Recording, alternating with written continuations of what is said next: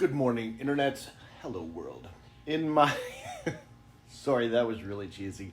My bad, guys. In my haste to get out and take a rip up and down the road today, I forgot to record an intro. So I'm doing it now, after the ride. Welcome to Wid's Wheels. If this is your first time here, welcome. Thanks for stopping by. You can also find me on Instagram, Wid's Wheels, at Wid's Wheels. There's not a lot on there right now, but there will be. I got you. It's coming. Hope your Saturday is as wonderful as mine is. I wanted to take a quick rip and just chit-chat and BS with you guys and share some thoughts and some insights that I've kind of picked up on and about this whole Moto Vlogging community and world and lifestyle that I've kind of jumped into recently. So we're gonna jump on the Spock rocket, and it's a good looking bike, man. Jump on the Spock rocket. We're gonna take a rip, and we'll chit chat with you guys and share some thoughts. And yeah, so here we go.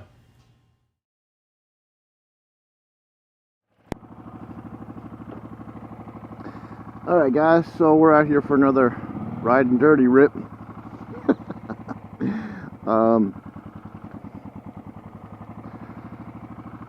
a little bit warm today. It's about 85 degrees, and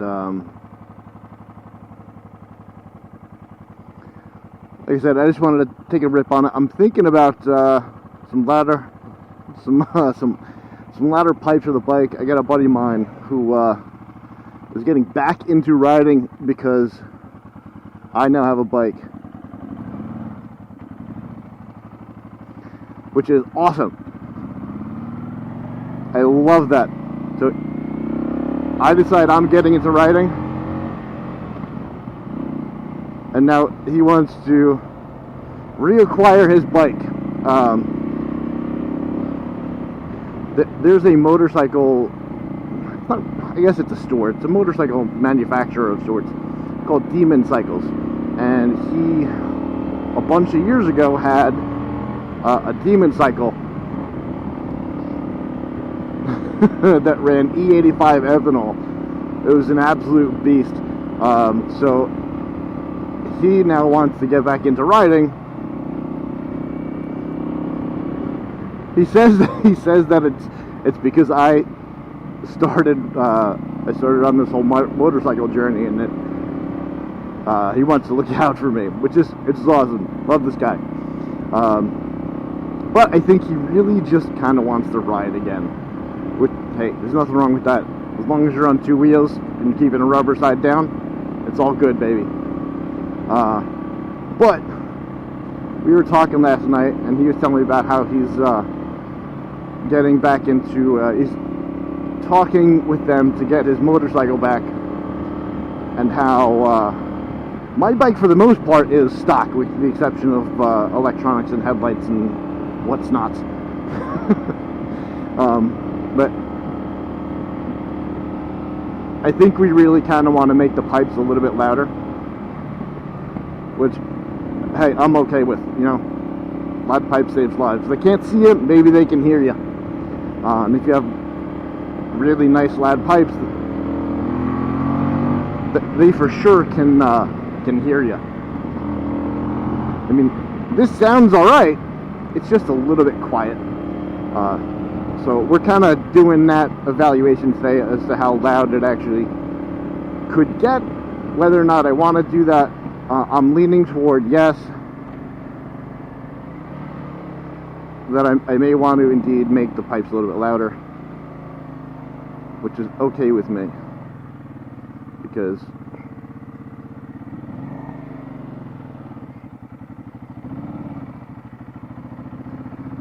like I said, loud pipes do save lives. Everybody may not be able to see you, but sound travels. As long as nobody's got the music up too loud, or they're really not paying attention, they should be able to hear loud pipes. I mean, I can hear them in my car. just riding around or in the work truck, you can definitely hear them. So it's an interesting idea. I like it. There's all kinds of things on YouTube and the internet about how to make your bike, how to make the pipes louder, how to make your bike sound louder. One way is to just drill out the baffles.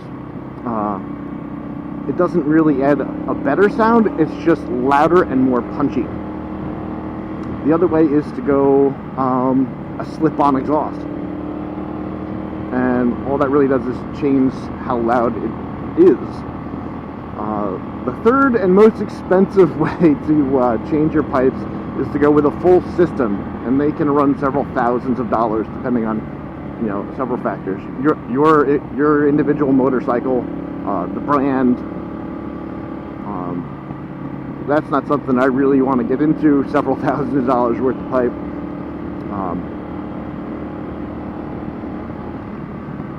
But I definitely do want to make the pipes a little bit louder, a little bit more presence on the road, so that you're safer when you're riding. If they can hear you, they will look for where that noise is coming from. At least I do, and I consider myself a pretty conscious, safe driver. So if I hear a noise, hear a sound, I want to know where it's coming from. What is that? Who is that? So that theory kind of travels over to the motorcycle world, and that's where you get that phrase, that statement, "Loud pipes save lives," because it really just raises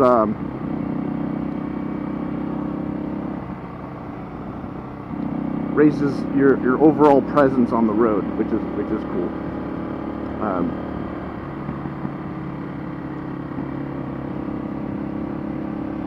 Yes, that's kind of what we're mulling over today on on the Dirty Jersey neighborhood rip.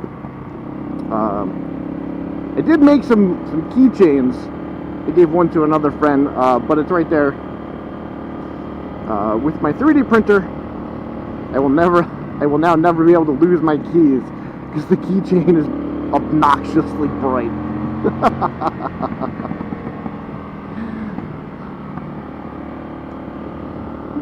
So, I did order the GoPro mount for right here. If there's a bracket that goes in between the bars and the mirror, so that should be here. It's looking like the middle of next week, Wednesday or so, the middle of next week.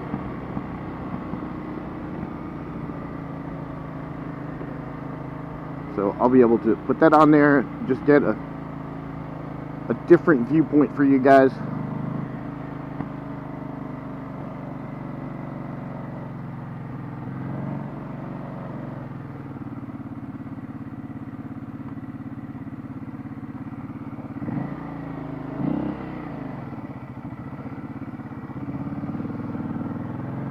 Instead of just the one angle camera view.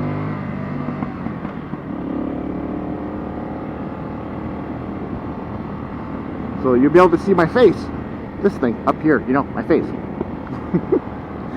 As I'm talking to you, instead of just a viewpoint looking at the side of my helmet.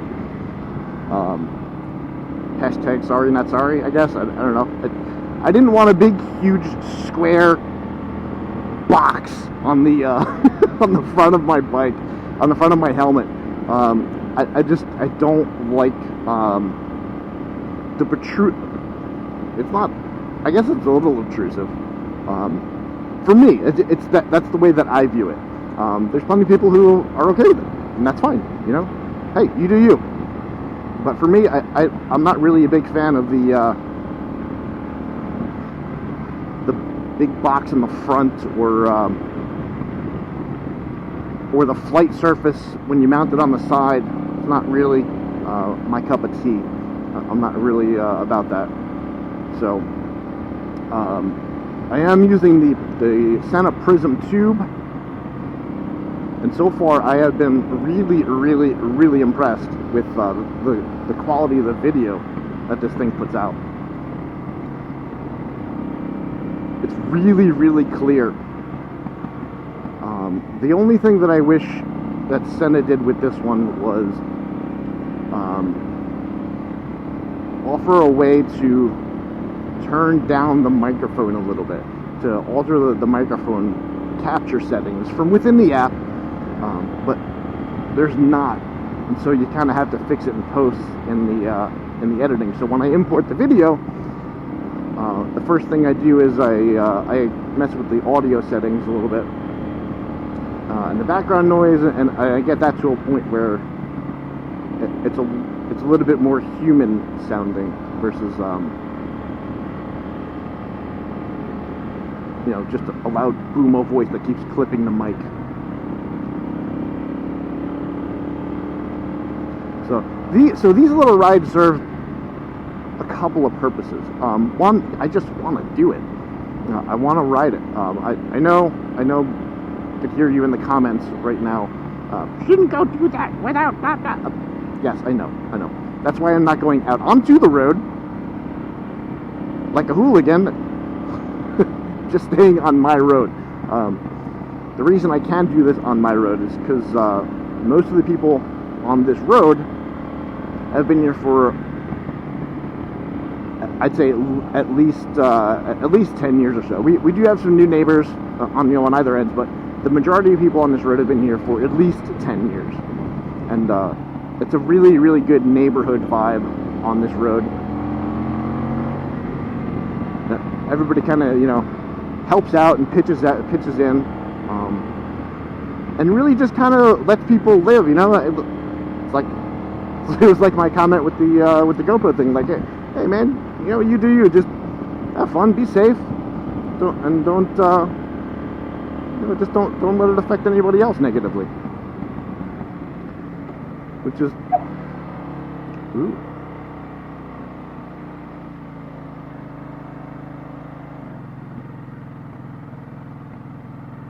Little squeaky squeakers.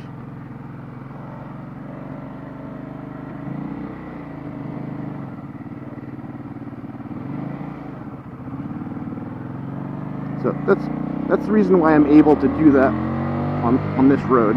Any other road you really wouldn't be able to. Because there's a lot of cars, a lot of traffic. Everybody's really quick to pull out their phone and take a picture or you know, call the cops.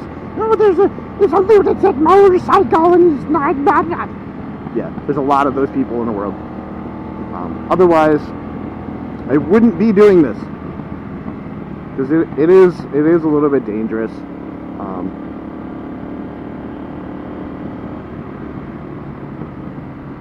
Not to mention, not strictly speaking, legal. But like I said, because it's this road in particular, and I know this road very, very well,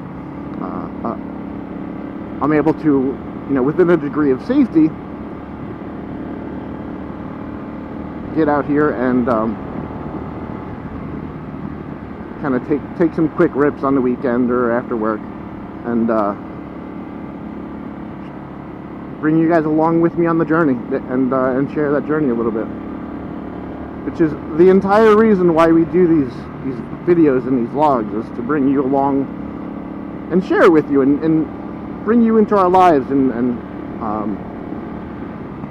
bring us into your life a little bit, you know, for a little bit each day or each time, and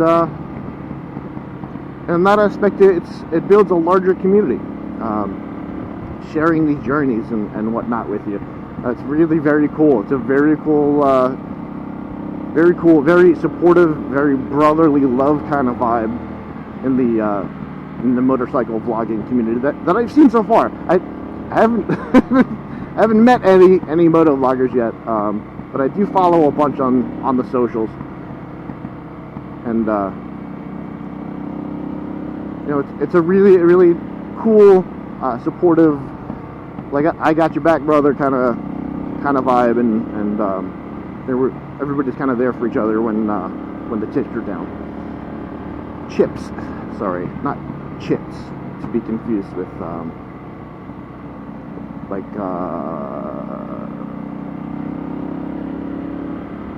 like a form of currency.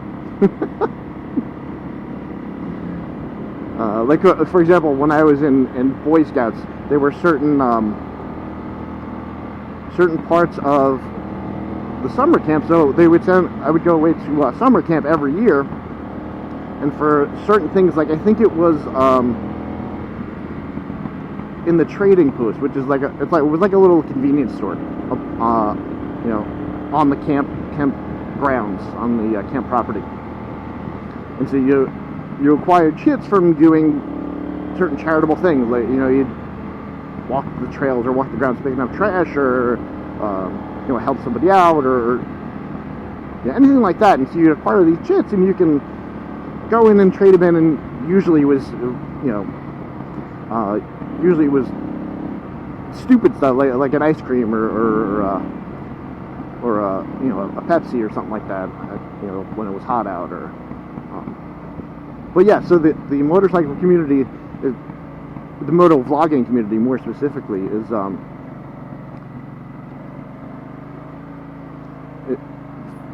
it's kind of a brotherly love kind of thing. We're all there for each other, and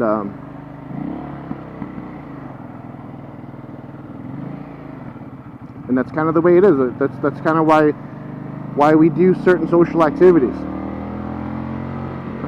You know, we like to feel part of a group, you know, and contribute to that group. I don't know. It's kind of been my take on it so far. You know, kind of from I just dipped my toe into the pool that is this moto vlogging community. So yeah. So we want to do the pipes. I really kind of want to get some saddlebags on here. I haven't found the right ones. I don't want just the, you know, the hard case box that everybody bolts onto. I think I kind of want some. Let me get like a vintage leather, like a really deep red vintage leather, or a brown vintage leather kind of thing going. So with, you know, soft bags, at least on the on three of the sides. The part that goes against the motorcycle, that can be hard packed.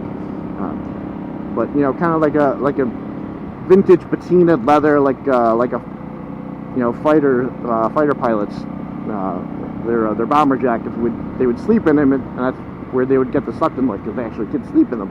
But the vintage leather kind of look is really what I want to go for on these saddlebags.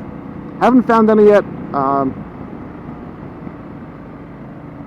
gonna keep looking though, for sure.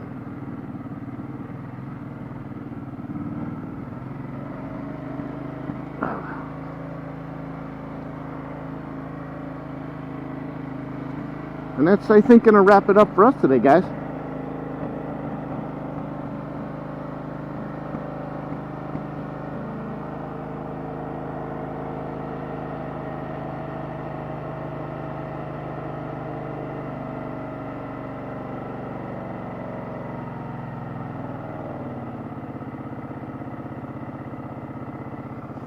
Yeah, I think that's going to wrap it up today, guys.